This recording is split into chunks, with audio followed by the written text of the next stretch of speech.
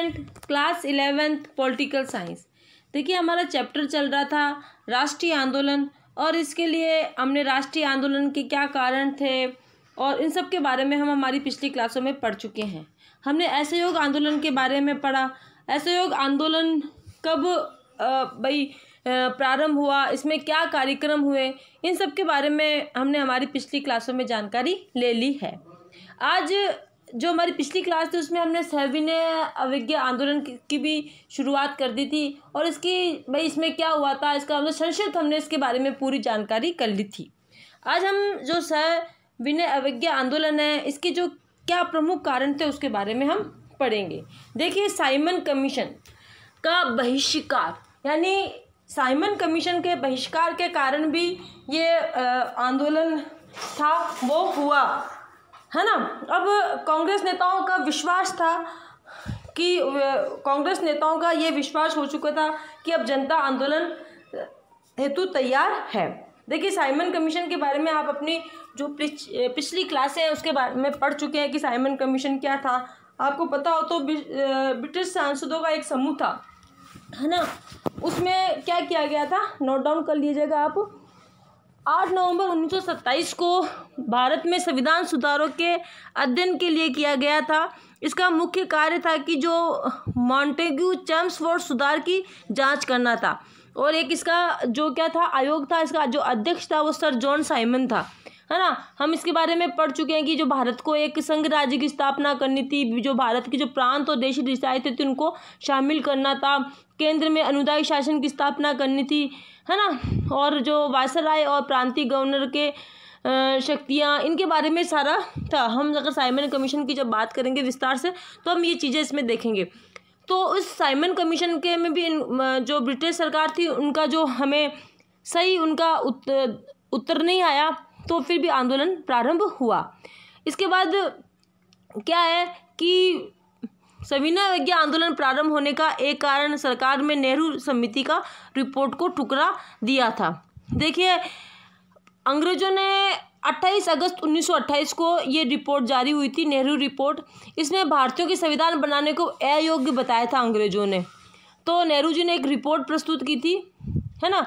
उसमें क्या था कि मतलब मैं इसको थोड़ी सी संक्षिप्त में इसकी बात करूंगी कि यही संविधान को लेकर ये रिपोर्ट प्रारंभ की गई, बनाई गई, और जो अंग्रेज सरकार थी उन्होंने इस रिपोर्ट को ठुकरा दिया था।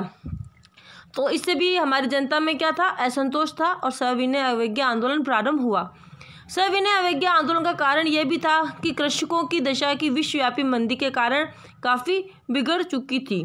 यानी हम ये बात कल भी कर चुके हैं कि अकाल पड़ा था उस समय, और चारों ओर आर्थिक मंदी थी। उस कारण भी क्या हुआ, लोगों में असंतोष था, खाने के लिए रोटी नहीं थी, है ना। और इस प्रकार की सारी अवस्था होने के कारण जो क्या हुआ कि जनता में असंतोष ज़्यादा व्याप्त हो गया, और उस कारण उन्होंने ठान लिया था कि हमें क्या कर लेना चाहिए, आंदोलन प्रारंभ कर देना चाहिए। सन 1922 में असहयोग आंदोलन को एक दम पे स्थगित किए जाने के कारण जनता में तेजी से निराशा फैल चुकी थी, और उसे दूर करना जरूरी था। आपको जब हमने असहयोग आंदोलन पढ़ा था तो आपने देखा था कि गांधी जी ने कहा था कि आंदोलन पूर्ण रूप से क्या होगा, अहिंसक होगा। और 1922 में जब चोरा चोरी हत्याकांड हुआ था, है ना, उसमें जो पूरी एक पुलिस चौकी थी उसको जला दिया गया। तो उससे हिंसक घटना होने के कारण गांधी जी ने इसको बंद कर दिया था। असहयोग आंदोलन बहुत अच्छा चल रहा था, और जनता को भी लग रहा था कि इस प्रकार हम सरकार का सहयोग नहीं करेंगे तो हो सकता है कि सरकार को हमें हमारा जो स्वाधीनता है वो देनी पड़े। परंतु उसे अचानक बंद करने के कारण भी जनता में काफ़ी असंतोष हो गया था। अब उन्हें ज़रूरी था कि एक नया आंदोलन प्रारंभ करें जिससे जनता में वापस एक जागरूकता की, उत्साह की लहर दौड़े और वह अंग्रेजों का मुकाबला कर सके। अब देखिए कांग्रेस ने सरकार से प्रार्थना की कि वह राजनीतिक बंदियों को मुक्त कर दे, किंतु सरकार ने इस पर किसी भी प्रकार का कोई ध्यान नहीं दिया था। की थी ना अंग्रेज सरकार जो थी, उनको हमारे कांग्रेस ने कहा था कि जो हमारे राजनीतिक बंदियों को आपने बंधक बना रखा है उन्हें मुक्त कर दीजिए, परंतु वो उनकी किसी भी प्रकार की प्रार्थना को नहीं सुनते और उसे अनदेखा कर रहे थे। इससे भी जो सरकार हमारी कांग्रेस है या हमारी भारतीय जनता थी उसे असंतोष था, और उनको लग रहा था कि अब कैसे ही करके हमें स्वतंत्रता प्राप्त करनी है, और वह दिन प्रतिदिन यही सोच रहे थे कि क्या करें हम कि हमें हमारी स्वतंत्रता मिले और अंग्रेज हमारा देश छोड़ के चले जाएं। फिर नौकरशाही भी तेज़ी से बढ़ गई थी, चारों ओर अंग्रेज़ों का बोलबाला था। लोक प्रशासन में अंग्रेज भारतीयों को अच्छा नहीं मानते थे, उनके साथ न्यायपूर्ण व्यवहार नहीं करते थे। इस प्रकार की स्थिति हो रखी थी। सन 1929 में आर्थिक मंदी ने भारत को भी प्रभावित किया। वस्तुओं के दाम बढ़ रहे थे, जनता में इससे असंतोष था। अब जैसे कि आर्थिक मंदी की हम बात कर रहे हैं, आपने पढ़ा होगा 1929 में भारत में भी आर्थिक मंदी प्रभावित थी, क्योंकि विश्वव्यापी आर्थिक मंदी थी उस समय। तो उस आर्थिक मंदी के कारण वस्तुएं बहुत ज़्यादा क्या हो गई थी, महंगी हो गई थी। अब लोगों के पास इतने पैसे नहीं थे कि वो वस्तुओं को खरीद सके, चारों ओर लूट मार बची हुई थी। तो ऐसी स्थिति में जनता में काफ़ी क्या था, असंतोष था।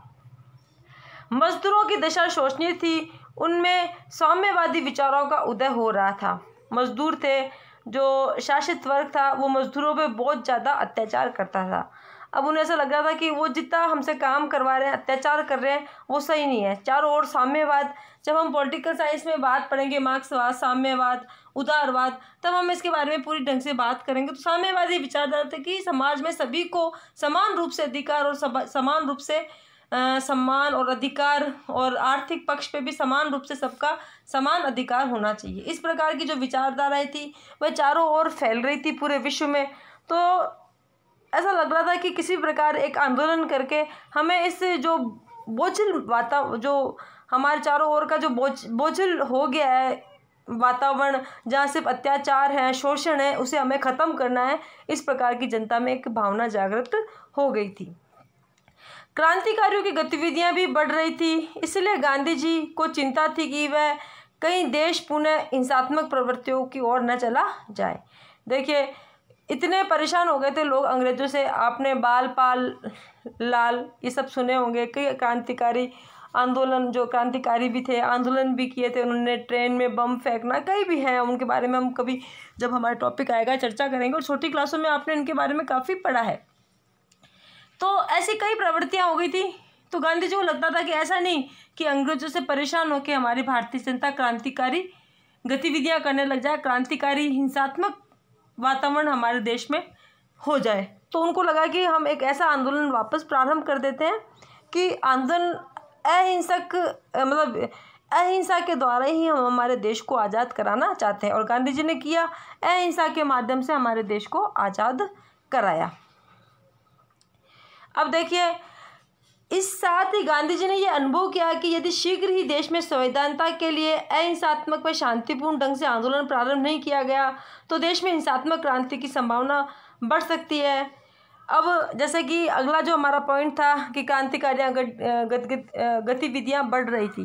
देखिए, कई क्रांतिकारी हो गए तो उन्हें लग रहा था कि अंग्रेज हमारे पे इतना अत्याचार कर रहे हैं। लोग उकता सा गए थे, उनको लग रहा था कि अहिंसा के द्वारा हम हमारे देश को आज़ाद नहीं करवा सकते, क्योंकि अंग्रेज बहुत ज़्यादा शोषण कर रहे थे उनको किसी बात का फ़र्क ही नहीं पड़ रहा था कि लोग अकाल से मर रहे हैं, बिना खाने पीने से मर रहे हैं। उनको तो बस अपना कर की ज़रूरत थी, और वो निरंतर हमारे भारत को क्या कर रहे थे, उसका बस शोषण कर रहे थे। वहाँ से सामान ले जाते, कच्चा माल ले जाते, यूरोप में ले जाके उसको बनाते और फिर लाके वापस भारत में बेच देते। हमारे पूरे बाज़ार, हमारे मार्केट बिल्कुल चौपट हो चुके थे, लोगों के पास रोज़गार नहीं था, अकाल पड़ गया था चारों ओर। इस प्रकार से लोग परेशान हो गए थे। तो गांधी जी को लगा कि ऐसी सब परिस्थितियाँ हो रही है तो हो सकता है कि जनता इतनी परेशान होकर हिंसात्मक गतिविधियाँ प्रारंभ करते और अंग्रेज़ों को मारना काटना, इस प्रकार की परिस्थितियाँ कर दे।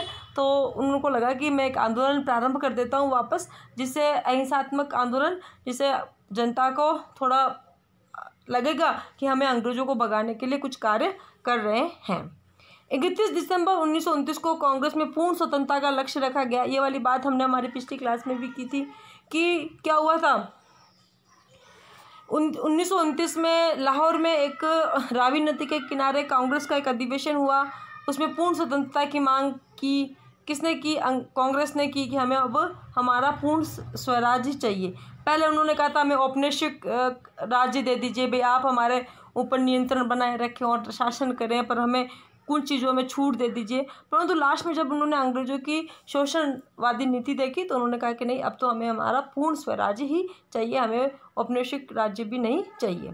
संक्षेप में आर्थिक दुर्दशा, राजनीतिक असंतोष और सरकार के तीव्र दमन चक्र के कारण देश का वातावरण उग्र हो गया, जिसे स्वाधीनता प्राप्ति के लिए कोई नया कदम उठाना आवश्यक हो गया। और यह कदम था सविनय अवज्ञा आंदोलन, जिसे गांधी जी ने 12 मार्च 1930 को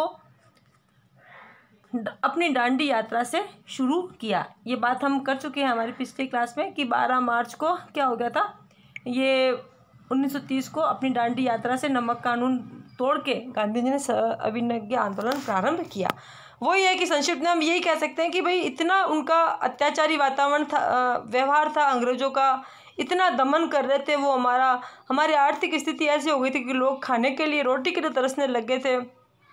चारों ओर राजनीतिक अवस्था भी ऐसी थी कि वहाँ अंग्रेज ही सब कर्मचारी थे, वो हमारे साथ न्यायपूर्ण व्यवहार नहीं करते थे। भारतीय जनता काफ़ी परेशान हो चुकी थी और उनको लग रहा था कि कैसे भी करके हमें अंग्रेजों को भारत से बाहर निकालना है। इसीलिए गांधी जी ने ये कदम उठाया और एक सविनय अवज्ञा आंदोलन प्रारंभ किया। कब किया? 12 मार्च 1930 में ये प्रारंभ हुआ। ये बात हम, इसकी जो तिथियां हैं, किस प्रकार वो जो दांडी यात्रा थी वो हुई, ये सब के बारे में हम हमारी पिछली क्लास में बात कर चुके हैं। और सविनय अवज्ञा आंदोलन में क्या क्या कार्यक्रम हुए उसके बारे में हम हमारी कल की क्लास में बात करेंगे। आज की क्लास में इतना ही। तब तक के लिए धन्यवाद।